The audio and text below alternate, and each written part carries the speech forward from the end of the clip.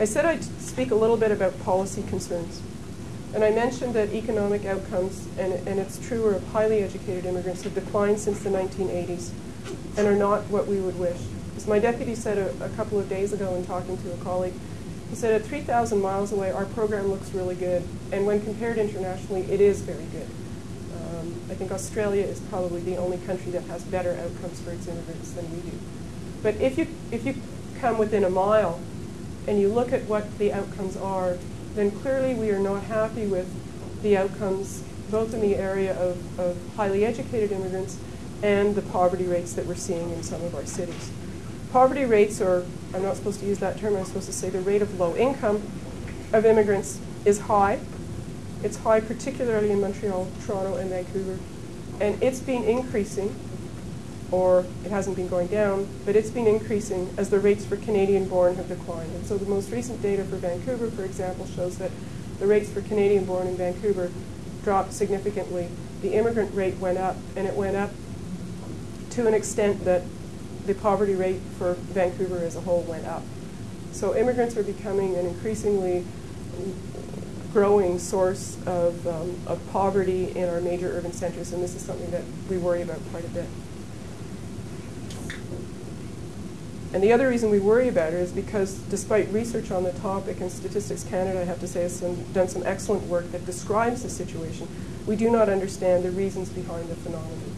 We can't tell you why this is happening.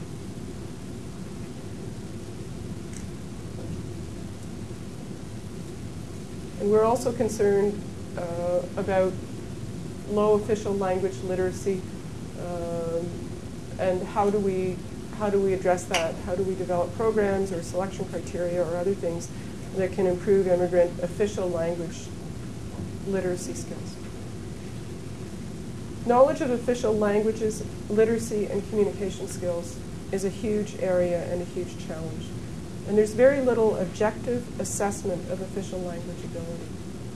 If you come to Canada as an immigrant, I was saying this to a group this morning, you tick boxes and you say you either have knowledge of English or French or both or neither. And there's only one variable there that I trust, and that's the neither.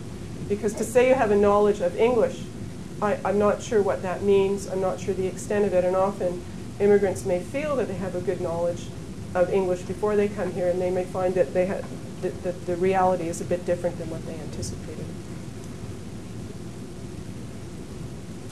We do know from the International Adult Literacy and Life Skills Survey, which took place a number of years ago, that many, if not more than half of all recent immigrants, do not possess literacy in official languages that's deemed necessary to really function properly in Canadian economy and society. What we don't know is whether this is attributable to poor literacy skills in your mother tongue or whether it's a lack of knowledge of English or French. So the test is administered in English or French. If you don't speak English or French very well, you won't do very well. That doesn't mean you're not literate.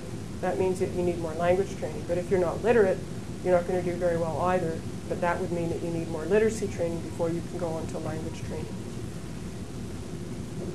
The absence of data in this area generally, and in other areas where we don't understand the country differences, is usually subsumed in the explanation change in source countries.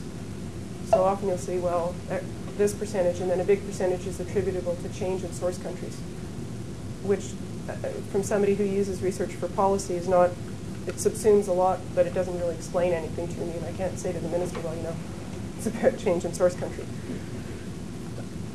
Why, maybe just for a minute, why do we not have a lot of information in this area? It's because we don't have good assessment tools right now, and because testing is time-consuming and expensive. So if you're going to test a lot of immigrants, or if you're going to test a lot of Canadians on their ability to speak one or the other of the official languages, it takes a fair amount of time, and each test is quite expensive.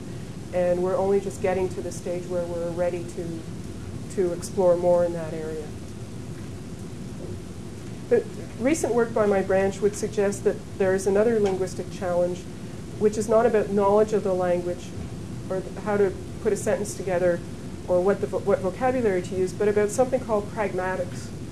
And this was a new term for me until I organized a conference this spring about communication skills as opposed to knowledge of official languages for immigrants in the workplace.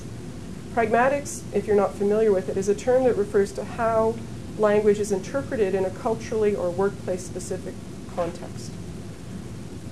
I'm not a linguist, but this is the closest that I can come to explaining the term. And I'll tell you a story about when I was searching for a definition. I went onto a site in the UK, and they said, well, let's use football as an example. I'm going, okay, soccer. Okay.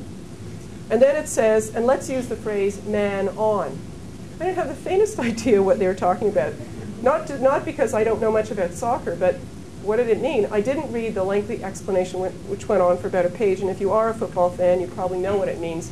But if you're not, you have no way of understanding the context behind that term. The other example that was used was something that said baby sale, lots of bargains, and then pointed out that if you knew about it, we're not selling babies, and a bargain is not a bargain describes something, it's not something that you buy. So those are some pretty basic examples. But also,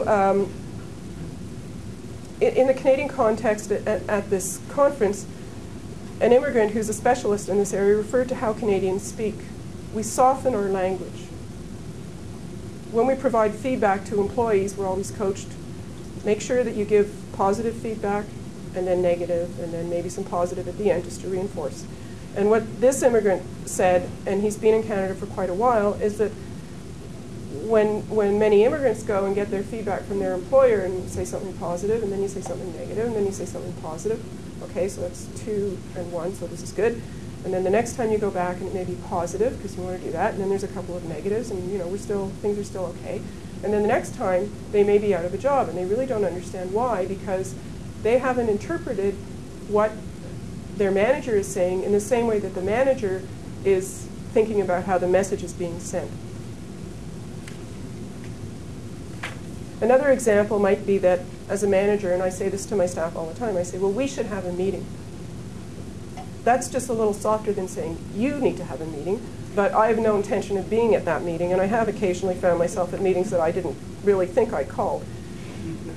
So increasingly, I think that the key to effective communication is something that we need to focus on, assisting immigrants in getting information and assisting employers in understanding, because it's not just the employees, but also the employers have to be aware that there is this miscommunication going on, and often they're not, because maybe they haven't traveled, maybe they haven't dealt with people from different backgrounds, and they're just not aware that if they ask a question where the answer can be yes or no, they haven't noticed that it's always yes. Or they haven't noticed that individuals don't question them, or they haven't noticed things that really affect or impede on effective communication.